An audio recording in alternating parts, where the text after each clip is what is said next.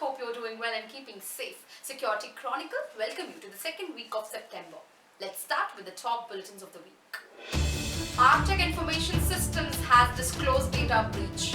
Zoom announced two-factor authentication support to all accounts. New malware CDR Thief targets voice-over IP platforms.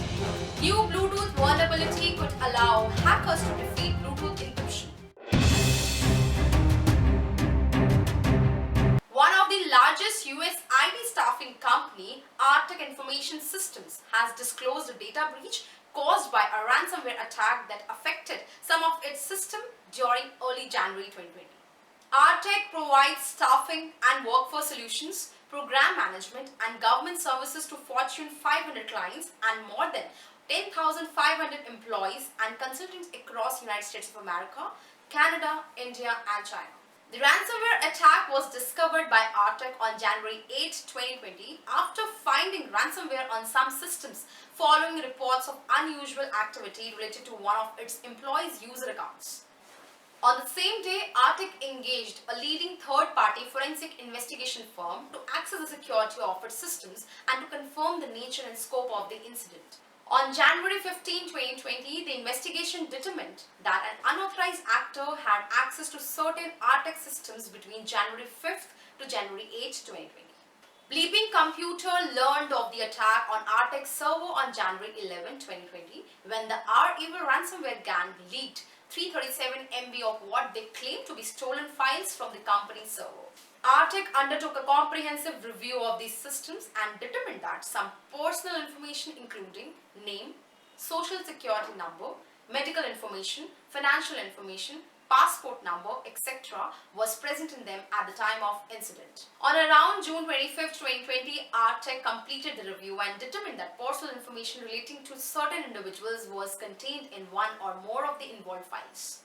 Arctic suggests users who were determined to be potentially impacted by this event will receive written notice of the event by mail if a valid address existed.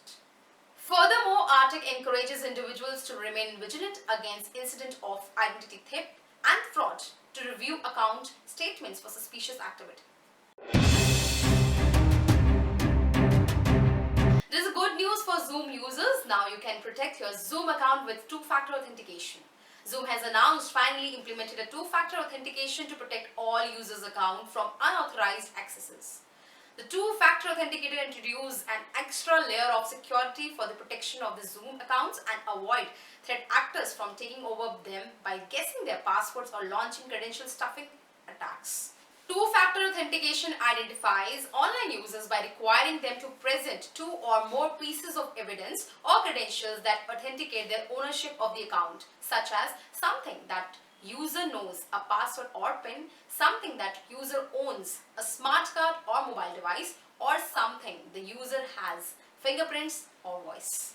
With Zoom's two-factor authentication, users have the option to use authentication apps that support time-based one-time password protocol such as Google Authenticator, Microsoft Authenticator or free OTP, or have Zoom send a code via SMS or phone call as the second factor of the account authentication process. More detailed information on Zoom two-factor authentication, users can refer Zoom support page which tells users about the benefits of Zoom two-factor authentication and how to enable Zoom two-factor authentication. A new malware dubbed CDR Thief is targeting voice-over IP soft switches inside the networks of the large telecom carriers. According to ESET researchers, the malware was custom developed to attack the LinkNAT VOS 2009 and VOS 3000 soft switches which run on standard Linux servers. A soft switch is a core element of a VoIP network that provides call control, billing and management. These soft switches are software-based solutions that run on standard Linux servers. The code is capable of retrieving private call metadata including call detail records. CDRs contain logs about VoIP calls such as caller and callee IP addresses, starting time of the call duration, call fee, etc. To steal this metadata, the malware queries internal MySQL databases used by soft switches. To access internal data stored in my SQL database, the malware reads credentials from LinkNAT, VOS 2009 and VOS 3000 configuration files that it attempts to locate in these paths. Interestingly, the password from the configuration file is stored encrypted. However, Linux or CDR Thief malware is still able to read and decrypt it. According to the analysis, the malware can be deployed to any location on the disk under any file name, but it's unclear what the initial infection vector is. Brute forcing credentials or exploiting known vulnerabilities are both possibilities. Researchers said it's hard to know the ultimate goal of attackers who use this malware.